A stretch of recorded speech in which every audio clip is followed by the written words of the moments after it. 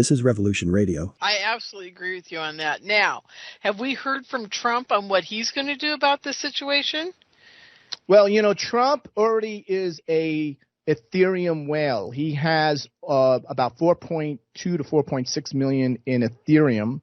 Okay. And that is a decentralized currency that is it's a decentralized currency that is deflationary, not an inflationary currency, a deflationary currency. So he's already vested in it. So that will open up, the thing is, he's against the CBDC. If you already are invested in Bitcoin and Ethereum, a CBDC is the greatest threat because a CBDC will not allow you, it'll limit what you can do with your money. That's right. Exactly. You won't be able to spend it on Ethereum or Bitcoin.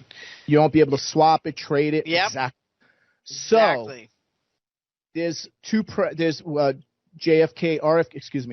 Jr., Trump. DeSantis said he will make it the CBDC illegal. He'll put an executive order in. I don't know about the rest of them. I believe the others are. I believe at least in a Republican. I'm not promoting Republicans here, but at least in a Republican Party, from what I've learned thus far, most, not all, but most of them are very pro crypto and integrating it into our financial system to remain competitive and to supersede China. China is all in on crypto, all in on CBDC. They are all in to win and do whatever it takes to win. And again, most Americans are clueless about what their intention is. Yeah, I hate to say this, William. I would love to see some type of AI coordinated type of monetary system in the United States. I would love to see something like that, but I don't want to see it at the expense of me not being able to make decisions about what to do with my own money. My own energy, my own coin, my own this, my own that, Not being able to make those decisions really freaks me out. Now, do you know about a company called Glint, Glint? No. They take you buy gold with them, and it turns into a Visa card or an ATM card or whatever, and you basically are spending your gold deposits like a bank account. Mm-hmm. Yeah. And I know there's several others like that. There's some in silver. There's a bunch of them. Are those going to be affected as well because they're gold-based? Yes. Really? How can they absolutely do that? Well, government confiscated gold 84 years ago. Government confiscated gold again in 1857, just before the outbreak of the Civil War. Government actually made it illegal to mine gold for, about at least 10 years. Yeah, or more. True. That just happened in your parents' lifetime. Or your grandparents. My uncle and my dad went out and bought a silver mine during that time. Yeah, so look, I'm telling you, the government is going to make gold obsolete because they can't have a CBDC and then have people doing gold. So here's the thing.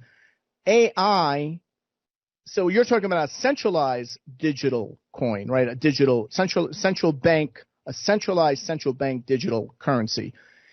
AI would offer a decentralized coin, a decentralized that is backed by Bitcoin and Ethereum. Oh, I would love that. That's on a decentralized exchange that's operating decentralized throughout the planet that can be swapped on-ramp and off-ramp with any facility, any bank, anything. So that is the counter solution. And I believe AI is ultimately going to win the battle between the too big to fail academics who are way over their prime, who are trying to come out with a CBDC too little too late. They needed to do the CBDC 10 years ago when they could have. Exactly. Yeah, they could have. If they could have pulled it off, they could have done that. Now, what's going to happen to the Federal Reserve, not being a government organization as a private banking industry, the AI is going to bypass them, right? That's right. Every day in every way, the Federal Reserve is getting weaker and weaker and weaker. And I'm not just talking about the policies, but they are basically setting up a time bomb, right? And on top of that, we have AI becoming more and more integrated in the financial system, and it's going to be disruptive. So there's no way the Federal Reserve can operate, right, is impervious, right? Wow. It's so privileged and impervious. The Federal Reserve is going to, you got to realize that the two bigs, whatever they may be, right, are the ones that are going to go through the existential risk threat first. Yes. Oh, absolutely. That's going to be Warren Buffett's group. What are they called again? I can't remember. It'll be Plunge Protection Team. Yeah, well, whatever they call themselves.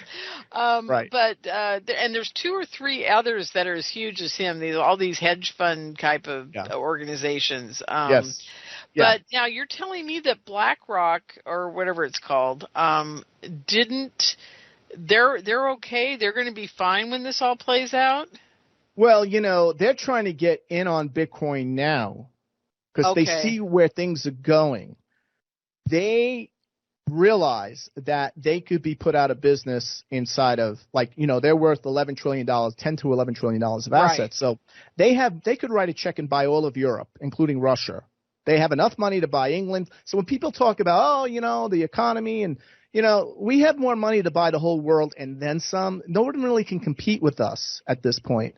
So when BlackRock says we're going all in on Bitcoin, tokenomics, we're going to move into the next phase of the exponential technologies. We're going all in, right? We're going at least they're going to go somewhere about 2 to 6% of their asset base of, you think about it, between all the different hedge funds, the two bigs, we're talking over 15 trillion. So think of 2% of 15 trillion all going into Bitcoin, Ethereum, and all of these other disruptive technologies that are operating, and that those technologies are being more and more integrated into the AI decentralized model, decentralized exchanges.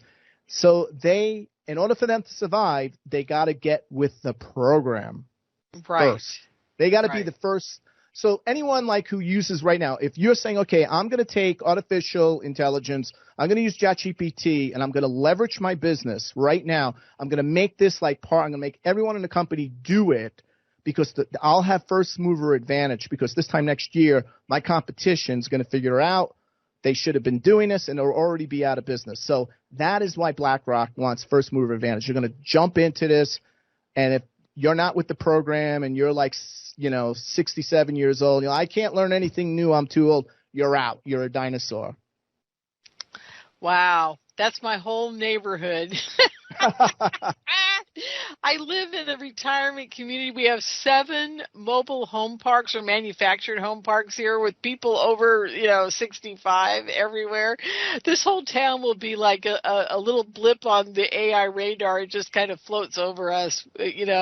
We'll never be in part of this situation, here. But it's just fascinating to me. And that's what I kind of opened this whole conversation with was, what about all my friends that, farm all day long on a prepper farm and don't pay any attention to all this. And we're talking about half the United States here. We're not talking about a small chunk. We're talking about half of every place that isn't a major city has these people in it that just don't care about electronics or communications or whatever.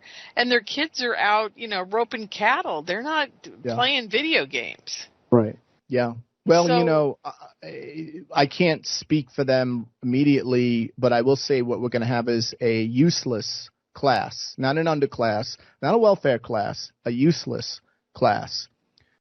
But how are they useless when they're growing all of our food?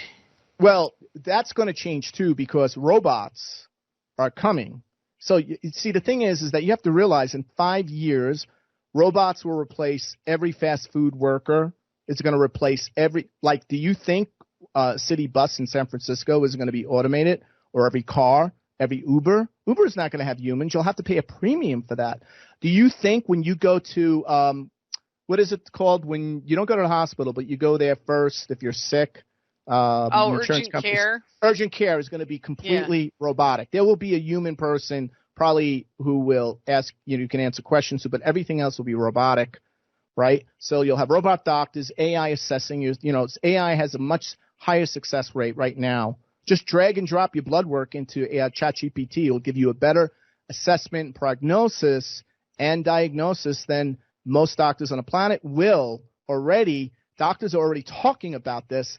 It's just not getting on CNN, the news that everybody trusts. So it's already here. Do you not think that farmers are going to hey, listen, I could leverage. I can get like 3 robots and do the work of 300 people, right? That's coming in 5 to 10 years.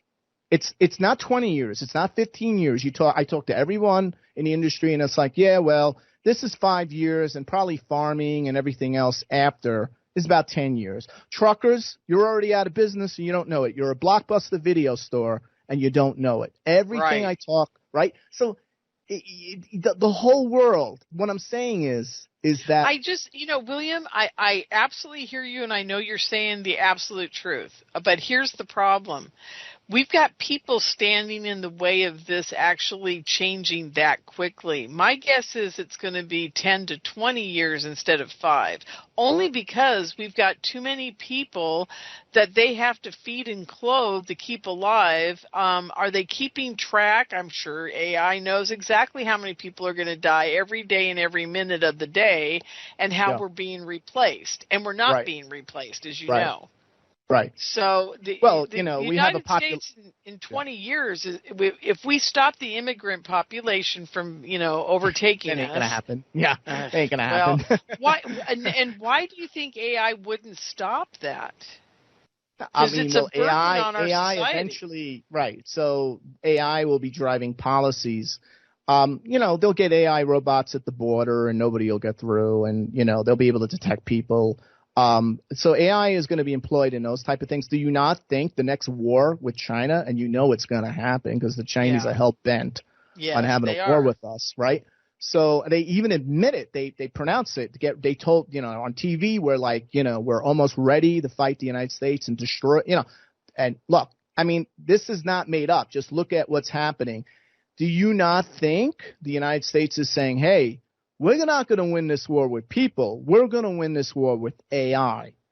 Oh, absolutely. And so are we, though, right? Well, yeah. I mean, we're ahead of them. So, we are way ahead of them. But here's the point. They are hell-bent, right? They don't have an issue with it. They don't have ethical issues. Oh, well, if our population's reduced, then they don't care. They want to win. They don't care. You're absolutely right. And if it means half that population has to be disrupted, so be it. That's right. If it ensures Chinese global hegemony, and the U.S. is no longer is now a shadow state that's a vassal of China, and that's their goal. That is their goal, right? They do not care. So we can't be like, well, William, what's gonna? And I know you mean that from a good place, but this is what's going on. We are in a crisis. And we're on the verge of World War III. If it doesn't happen in Western Ukraine, it's going to happen over Taiwan. Yes. Oh, absolutely. I mean, we got 2 of them sitting there, 2 hotbeds waiting that are way beyond Vietnam, way beyond. People don't get it. And the best thing they want is Biden. They want Biden to get reelected more than Californians do. Because once that happens, man, they're going to have a free-for-all. They're going to have a derelict president that's being basically held up and injected and propped up medically to get through, the day, while they can commence with a war. Yeah, absolutely. Right? So this is the issue. And that's why AI is who's running the AI? I mean, let's say Biden's not coherent enough to do anything, and I'm pretty sure it's the Biden administration that's actually running the country right now, Obama's group, and probably a nefarious group of people within the NSA, the CIA, whatever. Correct. And how do they feel like they're in control of the AI enough that they're going to actually run the world with it? Yes. Yes. The answer is yes, yes. And do they realize how stupid that is? Some do. Yeah, because that's false. I mean, because once that AI gets to the point of sentient, it's not going to allow them to be, it's not going to be told to do anything. Right. It's good luck managing it. Yeah. And we just got to pray to God that it cares about humans as its developer, Right. Yes. So, this is why I'm saying AI's exponential growth trajectory right, is going to have profound impact and augment human. It's going to augment human civilization, but in that process, it's going to be very, very disruptive. And people who did not get initiated into IT, let's say in their coming of age period, are going to be totally lost. This is Revolution Radio at freedomslips.com.